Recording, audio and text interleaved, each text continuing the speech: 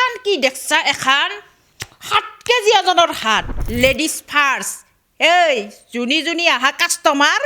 ladies first কেকৰিৰ গাড়ীত উঠলি কিন্তু 20 টাকা উঠলি আৰু নামলি 40 টাকা দিব লাগিব নমস্কাৰ মই সিমি ৰাণী মই ৩৮ নং বৰক্ষেত্ৰী বিধানসভা সমষ্টিৰ 11 নং পশ্চিম বৰক্ষেত্ৰী ধৰ্মপুৰ জিলা পৰিষদৰ মনোনীত প্ৰাৰ্থী নমস্কাৰ মই সিমি ৰাণী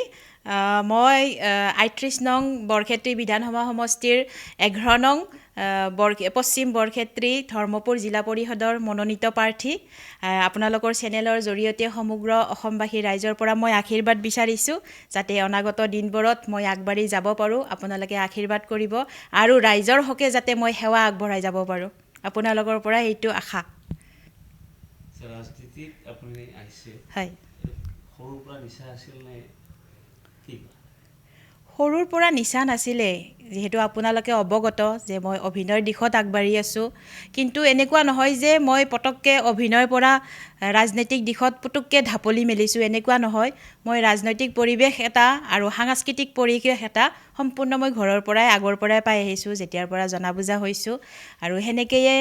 আৰু যিহেতু আমাৰ এতিয়া বৰ্তমান শক্তিশালী বিজেপি চৰকাৰ আৰু চৰকাৰখনে যিখিনি ৰাইজৰ হকে উন্নতিৰ হকে কাম কৰি আহিছে তাত আমি বহুত আপ্লুত হৈছোঁ মই নিজে দেখি আহিছোঁ বহুতখিনি ৰাইজৰ উন্নয়নৰ কাৰণে কাম কৰি আহিছে আৰু তেনেকৈয়ে মানে মোৰো হেঁপাহ ৰাইজৰ হকে অকণমান কাম কৰোঁ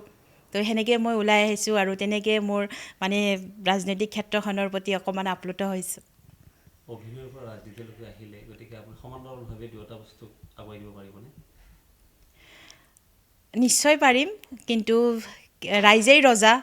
মই যদি মই অনাগত দিনবোৰত এতিয়া নকওঁ অনাগত দিনবোৰত যদি মই আগবাঢ়ি যাব পাৰোঁ তেতিয়াহ'লে ৰাইজখন মোৰ সদায় আগত গতিকে ৰাইজৰ হকে মই সদায় প্ৰস্তুত থাকিম আৰু সদায় ৰাইজৰ কাম কৰিম তাৰ পিছতহে মই অভিনয়ৰ দিশত যাম কিন্তু অন্তৰত মোৰ অভিনয়ৰ প্ৰতি সেই নিচা শ্ৰদ্ধা থাকিবই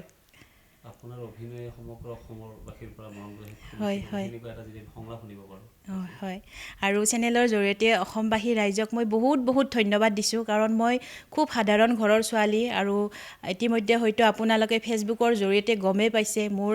এবছৰ হ'ল মা ঢুকুৱা মোৰ দেউতাও নাই তথাপি যেতিয়া মই আপোনালোকৰ মাজলৈ ওলাই যাওঁ যেতিয়া আপোনালোকে কয় যে কেকৰি তোমাৰ অভিনয় খুব ভাল লাগে